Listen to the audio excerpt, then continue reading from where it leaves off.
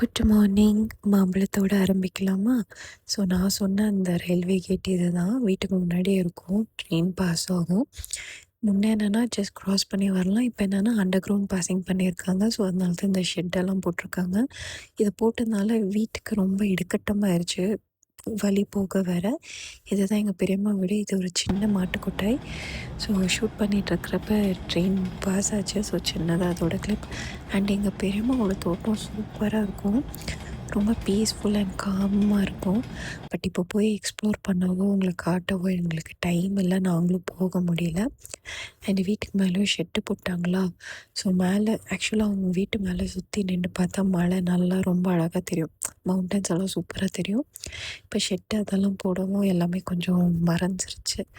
So டோட்டலாக சொல்லணுன்னா இந்த பிளேஸ் வந்து ரொம்ப வைபிங்காக இருக்கும். ஹுசேன் மணிமேகலை சொல்கிற மாதிரி வில்லேஜ் வைப்பு சூப்பராக இருக்கும்.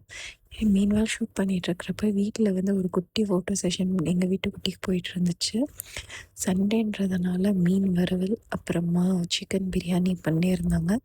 ஸோ மத்தியானம் உணவை சாப்பிட்டு ஈவினிங் ட்ரெயினுக்கு நாங்கள் கிளம்பியாச்சு. கொஞ்சம் ஃபீலிங் ஹார்டாக தான் இருந்தது. பட் டெய்லி ரொட்டீன் பார்த்து தானே ஆகணும்.